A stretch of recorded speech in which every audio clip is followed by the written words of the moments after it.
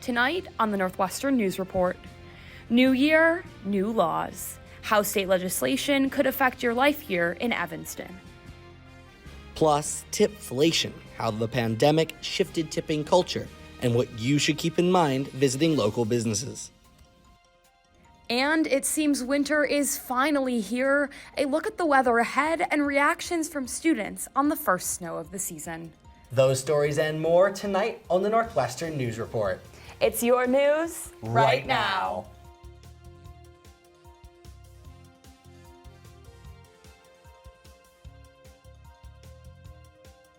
Good evening and welcome to the Northwestern News Report. I'm Jonas Calderon-Blum. And I'm Lena Peterson. Illinois residents won't have to worry about content being pulled from libraries because of backlash. That's because Illinois just became the first state in the country to enact a ban on book bans. NNN's Gabrielle Coriati spoke to the Evanston Public Library about what this means for our community. EPL tells me that in the last 20 years, they've only received 2 separate book challenges, and that diverse literature has long been a priority for Evanstonians. The only thing that truly has changed here recently is just kind of the awareness about intellectual freedom issues. A new Illinois law says libraries must follow the American Library Association's Library Bill of Rights.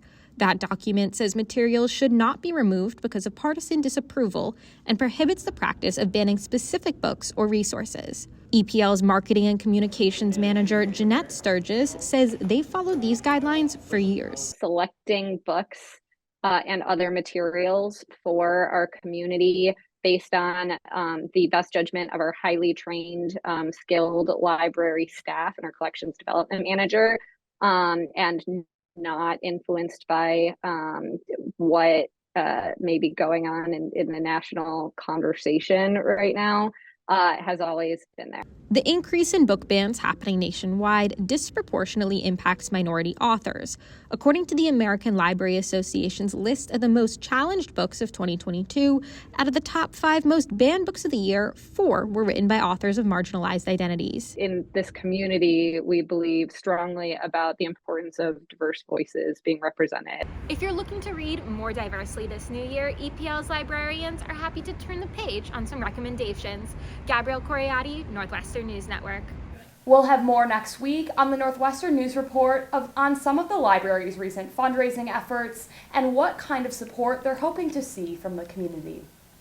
If you have a model year 2011 through 2022 Kia or Hyundai, your car might be a target for auto theft. A new trend in reported thefts has left Evanstonians fearful that their mode of transportation might be a target. NNN's Sabrina Carson joins us live on what you can do to protect your vehicle. Evanston auto theft has increased by over 66%, specifically in car brands Kia and Hyundai, a national trend motivated through information spread on social media, according to Evanston Police Department Commander Ryan Glue. Kia and Hyundais are targets due to anti-theft weaknesses in 2011 to 2022 models. From 152 cases of car theft in 2022, Evanston has risen to a total of 253 by December 26th of 2023, with an overwhelming majority representing both at-risk brands. I spoke to Commander Glue, and he says there are ways to protect your vehicle. Use a wheel club, get an alarm, park your vehicle in a garage, make sure it's locked up in a locked garage, and also use a tracker in the event your vehicle is stolen. The more that the vehicle owner can do to disincentivize their vehicle from being stolen, the more likely we are to reverse this trend. Commander Glue states he hopes to see Evanstonians using these practices to decrease numbers for 2024. Sabrina Carson, Northwestern News Network. Thanks, Sabrina, for those helpful tips. Lena? The U.S. Supreme Court declined to rule on an appeal of the Illinois assault weapons ban. The Illinois Supreme Court and a federal appeals court previously upheld the law against challenges by a Naperville gun shop owner and the NRA. Advocates proposed the ban in response to a mass shooting at the Highland Park Independence Day parade in 2022. The gunman used a semi-automatic AR-15 rifle, now illegal under the Protect Illinois Communities Act. The law regulates 219 different weapon models, including AK and AR style rifles and pistols. Owners of previously purchased semi-automatic weapons had to register them with the Illinois State Police by January 1st. This new year, Illinois is cracking down on nicotine. As of January 1st, it is illegal to smoke e-cigarettes like vapes inside a public building or within 15 feet of a public entrance. The new law is in addition to the 2008 Smoke-Free Illinois Act, which imposed similar restrictions on cigarettes. Illinois Department of Public Health Director Dr. Samir Vora saying in a press release, quote, "E-cigarettes contain nicotine and other chemicals which can be harmful to both those who use them and those who are exposed to them. Just like smoking, vaping can lead to lung damage and nicotine addiction." Evanston is taking similar action against tobacco. City Council recently passed a ban on the sale and advertisement of flavored tobacco products, including vapes and cigars. Non-compliant businesses will be fined and have their vendor license to sell non-flavored tobacco revoked after the third offense within 2 calendar years. The ban will take effect on April the 1st. It does not criminalize owning these products for personal use. The enforcement of a plastic bag ban in Evanston went into effect at the beginning of the year. Businesses with under 10,000 square feet are no longer able to sell single-use plastic bags. Additionally, there is a 10-cent tax on non-plastic bags going into effect. Discussions involving a ban on single-use plastic bags have been going on in Evanston for years. The City Council passed this bill last May, and enforcement was supposed to begin in August. But when small business owners pushed back, it was delayed until January 1st. Evanston says businesses can get 5 cents each back on non-plastic bags they sell after submitting the full number of bags to the city. Customers have been encouraged to bring their own reusable bags. If you're working a minimum wage job here in Illinois, your salary has just gone up. As of January 1st, Illinois minimum wage increased from $13 to $14 an hour. This wage increase is a result of a decision made in 2019 by Illinois Governor J.B. Pritzker to raise the minimum wage in Illinois to $15 over the course of 3 years. However, if you're a tipped worker, this decision does not apply to you. Tipped employees will only receive a 60-cent increase to $8.40 per hour. That raise will take place on July 1st. The next mandatory pay increase will take place in January of 2025. That's when minimum wage will reach $15. A practice that once felt optional now feels more like an obligation to some customers. NNN's Caitlin Bender-Thomas is in downtown Evanston with the latest on tipping culture. Good evening. I'm sure everyone here in Evanston has been asked how much they'd like to tip or presented with a tablet displaying preset tipping recommendations, often starting at about 20%. But now some customers feel that they're tipping for things they didn't tip for in the past, like counter services. During the pandemic, it wasn't an uncommon gesture for people to tip essential workers, but the expectations seem to remain high several years later.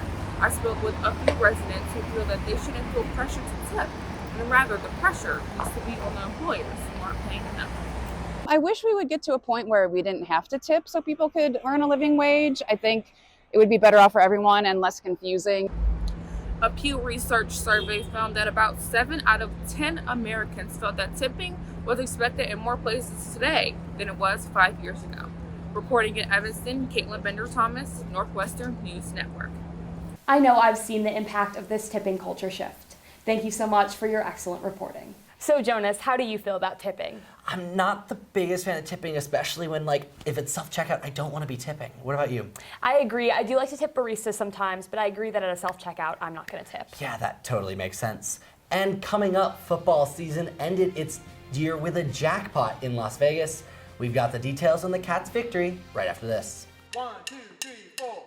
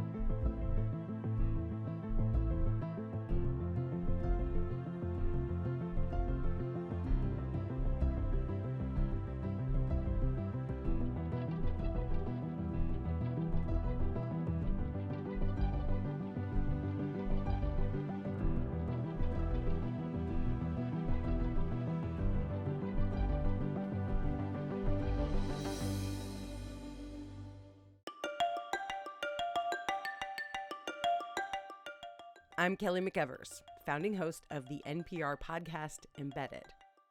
I'm James Edwards, host of the Unresolved podcast from Frontline. I'm Antonia Cereijido, former senior producer of Anything for Selena podcast and current executive producer at Elias Studios.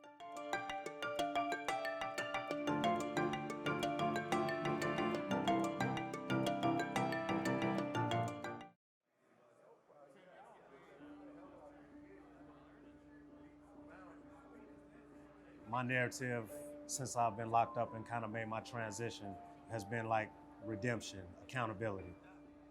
When I come into the classroom environment, every individual that sits amongst me takes education seriously.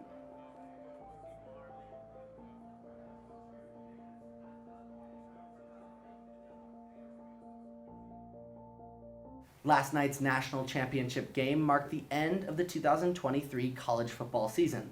But Northwestern's football fans are still savoring the Cats' 14-7 win over Utah in the Las Vegas Bowl. The Wildcats prevailed in Sin City as quarterback Ben Bryant threw 2 touchdowns and the defense recovering 1 fumble and 2 interceptions. After having a tumultuous summer, headlined by a hazing scandal that led to longtime head coach Pat Fitzgerald's firing, the Wildcats finished the 2023 season 8-5, including winning their last 4 games in a row. This is a season, and this is a credit to the young men in that locker room, but this is a season that will be remembered for a long, long time. Interim head coach David Braun was named the permanent head coach toward the end of the season and also earned 2023 Big Ten Coach of the Year honors. The Las Vegas Bowl win capped off an improbable year for the Cats, who finished 4-20 during the 2021 and 2022 seasons combined. Northwestern football has made some more staffing changes since its bowl win, parting ways with offensive coordinator Mike Bajakian, who's been at NU since 2020. The program also parted ways with assistant coaches Jeff Jenick and Jay Hooten. Northwestern looks to keep the firepower they have now as 4 schools from the Pac-12 join the Big Ten next season. With football season now over for the Wildcats, attention is back on the plans to rebuild Ryan Field. To recap where things stand, the Evanston City Council voted to approve Northwestern's rebuild. This includes rezoning the area to allow concerts at the new stadium. Mayor Daniel Biss broke the tied City Council vote on zoning and concerts in favor of the rebuild. Facing opposition from local residents, Northwestern limited the number of concerts held at the stadium to 6 per year and dropped a request to allow unlimited 10,000-person events. In a video interview with the Evanston Roundtable, Mayor Biss acknowledged that, quote, "The construction is not going to be fun for anyone besides the people doing the work," end quote. But it might be delayed. Ryan Field is eligible for the National Register of Historical Places. This requires Northwestern to submit a mitigation plan to preserve any artifacts on site. It also requires review from Illinois before necessary permits are issued. University spokesperson John Yates told NNN in a statement that Northwestern still plans to open the new stadium in 2026, though he did not provide any information on a temporary home for Northwestern football or a projected start date for construction. Snow falling means January in Evanston and the start of Big Ten basketball play. NNN's Kendall Wright has the latest on Northwestern's basketball teams. It has been an up and down season for the Wildcats men's basketball team, full of highlights and lowlights. The Cats started off with Big Ten play with a bang, defeating number 1 Purdue for the 2nd time in the calendar year. 5th-year Boo Buie led Northwestern with 31 points, with Ty Berry and Ryan Langborg tacking on 41 points combined. However, a horrendous loss to Chicago State and a 30-point thrashing at Illinois puts the Cats squarely on the bubble, entering the heart of Big Ten play. For the Cats, it all runs through Buie. In Northwestern's 2 conference wins, Agent Zero has 50 points, 19 assists, and 0 turnovers. Protecting the ball has been a calling card for the Wildcats, currently sitting 5th in the nation in turnovers. However, the Cats have regressed on the defensive end of the floor. Losing Big Ten Defensive Player of the Year Chase Audige, Northwestern gives up 66.2 points per game. Comparatively, NU gave up 62.8 points in 2022. If the Cats want to return to the big dance, it will need to tighten up defense. On the women's side, it has been a slog for the Wildcats this season. Despite breakout seasons for Melanie Daly and Casey Harder, the Wildcats stand at 6-9, losing 7 by double digits. The Cats struggle to protect the ball, turning it over 17 times a game in its last 2 matchups. Northwestern has turned the ball over 58 times. The Cats have a long road ahead as they begin conference play with a lot to improve upon. Thanks, Kendall. The Cats are both on the road this week, with the men's team headed to State College to take on Penn State tomorrow night at 5:30, and the women's team facing Wisconsin in Madison tomorrow at 6:30. Lena? Several Northwestern students earned national recognitions this fall quarter. The Obama Chesky Vianger Scholarship recognized Weinberg third-year Shay Murphy. It's an award created by former President Barack Obama and First Lady Michelle Obama alongside the founder of Airbnb. Weinberg fourth-year Nina Robles de Pino is a 2024 Rhodes Scholarship recipient. Imran Sultan, a PhD student in physics, won 2 separate awards through the Royal Society competition. First place for his captured image of the Western Veil Nebula, and runner-up for his image of the Mayflower Moon. Sultan says his passion for astrophotography, along with his work as a physics PhD student, coincide to create an all-encompassing way of discovering the universe. I think there's a deep connection between trying to understand the universe and then going out there and looking at the universe and appreciating this connection between us studying the universe and then us also being a part of the universe. Congratulations to all Fall Quarter Northwestern Student Award recipients. It's been 9 months since the election of current ASG co-presidents Donovan Cusick and Molly Whalen. Their campaign consisting of pledges for more transparency of ASG and increased student funding availability. Joining me now in the studio is ASG Public Relations Director Valerie Chu. Valerie, welcome. Hi. So can you tell me a little bit about some of the initiatives that have been going on in the current ASG session? Yes, so a lot of what ASG is working on for this quarter varies depending on different committees, but one overarching thing that everyone should know and get involved in is the ASG elections, which we have been moving up to winter quarter. So the president will be chosen, vice president will be chosen. Be on the lookout for the debate that's going to happen later this winter quarter, and also, of course, vote. So, Valerie, when we hosted the town hall with the current co-presidents last year, they spoke a lot about increased funding availability for clubs. What progress has been made on that front, especially when they mentioned more open grants? Yes, so something that's going on right now is the ASG Executive Grant. That is one of 2 things, but the ASG Executive Grant basically focuses on letting students and student groups apply to receive funding for stuff like extracurricular projects, projects that can increase a sense of community on campus, just those kinds of general things. And there's a lot of funding available, thousands of dollars, so students and students groups should apply to receive funding. And it's just been open for this quarter. And is it open for the entire length of the quarter or only for certain times? I believe it's open.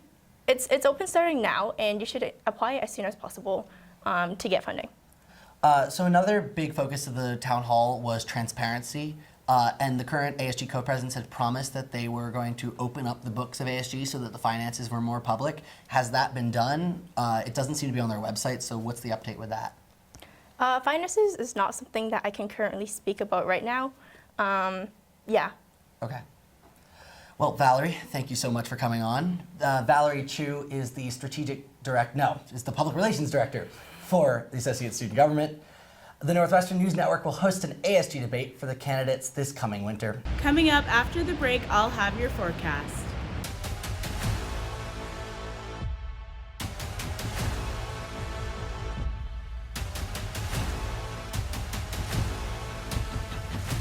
Ready, set, nano.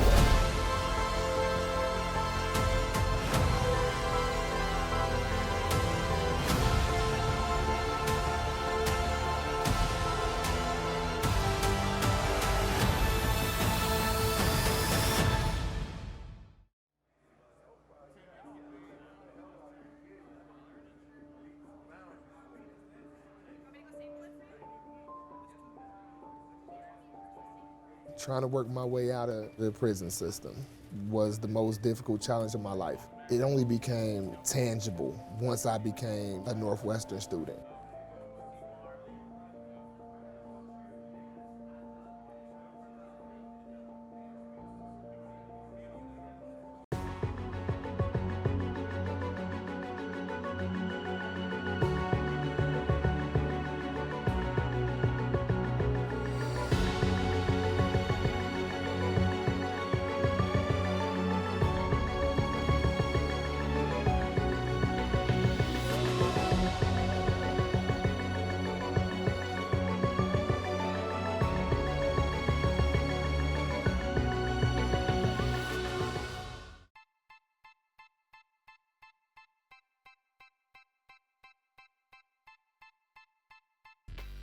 My relationship with Giannis is unique. We're from the same country, we're from the same city.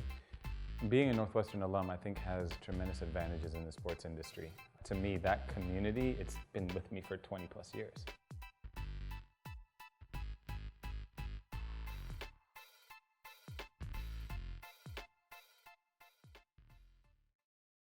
Welcome back. Walking in a winter wonderland. Snow blanketing Evanston for the first time in the new year. The National Weather Service, or NWS, estimating about 1 inch of snow accumulating Friday night on the North Shore. Here's what one student not used to the winter weather had to say. Oh my goodness, it was so cool because I'm from Florida, so no snow there. So I came back from winter break and there's snow and it's fantastic. So I love it. It's cool. NWS saying this marks the first of an estimated 20 to 30 inches to cover the Chicagoland area over the next 3 months. 2024 also marks the first year of the decade to be defined as an El Niño year, indicating a stronger winter is coming after 3 years of below average snowfall. And it looks like there's a cold rain outside right now, where NNN's Madison Morgan is here with the forecast for the upcoming week. Madison, how's it looking out there? Well, as you can see, tonight is not an ideal weather night. It is currently drizzling with an air temperature of 37 degrees. It will dip down into the low 30s in the overnight hours. You better grab an extra layer of winter garb because Thursday night into Friday, we see temperatures fall further into the 20s with snow likely Friday afternoon. Winds are projected to be in the high teens and low 20s throughout this week, causing the feels-like temperature to drop even further, especially right off Lake Michigan. These temperatures are a start to a cold January, so grab some hot cocoa and layer up. Back to y'all in the studio. Thanks for being out there in those frigid temperatures, Madison. I'm certainly happy to be here in the warm. It's time now for Under the Microscope, where we discuss the latest research news from Northwestern University. Northwestern researchers collaborated with Boston College and MIT to create a synaptic transistor inspired by the human brain. It's an artificial intelligence device that can store, process, categorize, and even learn how to associate data. This goes a step above common AI machine learning. Similar devices previously created require extremely low temperatures. This transistor operates quickly at room temperature. It's also capable of storing data when unplugged from a power source, which means it could even advance data storage on your laptop or computer. The Rodney Hill Prize for outstanding research in solid mechanics over the previous decade is being awarded to a McCormick professor, Young-Hwang Huang. The $25,000 prize is given once every 4 years to a single scientist. An international committee of solid mechanic experts chooses the winner. Huang earned the prize for his use of solid mechanics in 3D assembly and fractal mechanics. This impacts biomedical engineering, manufacturing, and materials science, and energy storage. He will receive the prize at the International Congress of Theoretical and Applied Mechanics in August at the meeting in South Korea. And a $5 million research grant was awarded to scientists at Northwestern University's Feinberg School of Medicine and Anne and Robert H. Lurie Children's Hospital of Chicago. The grant examines how environmental factors both during a pregnancy and early childhood years will affect the health of their children as they grow up. The award is sponsored by the National Institute of Health. Northwestern co-principal investigator Dr. Lin Yi is leading the study. It'll focus on people with disabilities who have historically not been included in studies of this type. If the study is successful in its first 2 years, there is a possibility of a 5-year extension with a potential total of $32 million in funding for this project. Coming up next, struggling with seasonal depression, shedding light on one treatment method that might be able to help.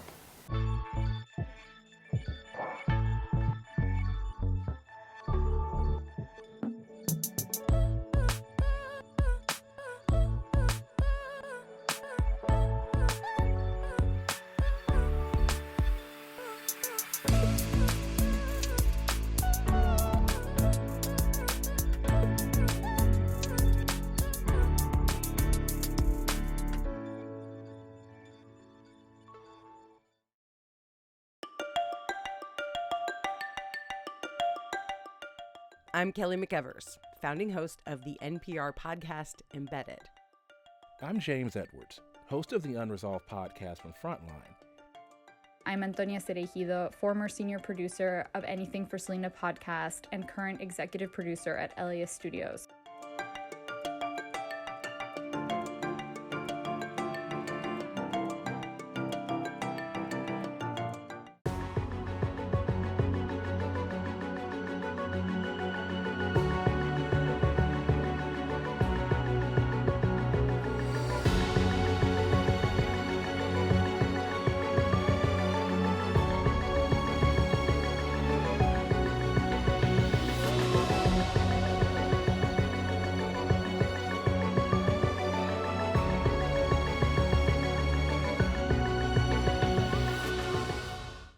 Next tonight, in the quarter with the least amount of sun, Northwestern offers students the option to replace daylight with white light.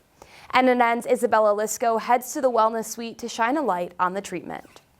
White light therapy is available for free at Henry Crown Sports Pavilion. This is the light. To help students combat seasonal depression. Their website says exposure to artificial light can positively affect brain chemicals linked to mood and sleep. But some are skeptical about its effectiveness. It was chill, but I was like, that was underwhelming. So. After a research visit to the Wellness Suite last winter, psych and Spanish major Hannah Joe wrote an NBN article calling white light therapy false advertising, adding that she didn't feel changed in any sense after trying the treatment. I thought it was false advertising because I just thought it was so underwhelming. You just sit there with a bright light. While Joe noticed no effects of the therapy, Wellness Suite customer service representative Aaliyah Lockett says she finds it rejuvenating. Especially in Evanston, Chicago area, it gets really dark and cold, so it's nice to have a place where you can go and get some artificial sunlight. Lockett also says it helps her stay productive throughout the long winter. It's one of those things that keeps you energized throughout the day. While Joe disagrees, she's encouraging everyone to try it for themselves. Take it with a grain of salt, base it off your own experience. Shedding light on mental health. Isabella Lisco, Northwestern News Network. More information on white light therapy is available at nurecreation.com. A great way to spend time in the frigid weather is at a live performance indoors. And there's a great slate of upcoming theater shows on campus. America's largest student-produced musical, The Dolphin Show, is back for its 81st iteration this month.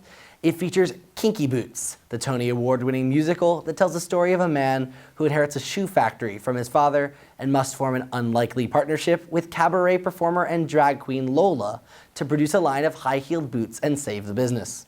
The show runs at Conn Auditorium January 19th through 21st and 26th and 27th. Wirtz is featuring Working, a musical, localized version from February 2nd to 11th. The musical is a documentary multimedia musical theater piece that puts together interviews from the past and the present. It is based on the book by Chicago author Studs Terkel with music from numerous songwriters, including Stephen Schwartz, best known for writing the music for Wicked the Musical. Tickets for the Dolphin Show are available through their website, nudolphinshow.org, and the full Wirtz calendar of opportunities can be seen on their website at wirtz.northwestern.edu. Do you plan on going to see the Dolphin Show? I actually do. So I went to Matilda last year, and it was just so good. And we had that great interview here on NNN as well. What about you? Yeah, I agree. I saw Matilda. I thought it was amazing, so I'm really excited to go this year. And that is all the time we have tonight on the Northwestern News Report. I'm Lena Peterson. And I'm Jonas Calderon-Blum. Thank you for joining us for the first show of 2024. Have a wonderful evening and good night.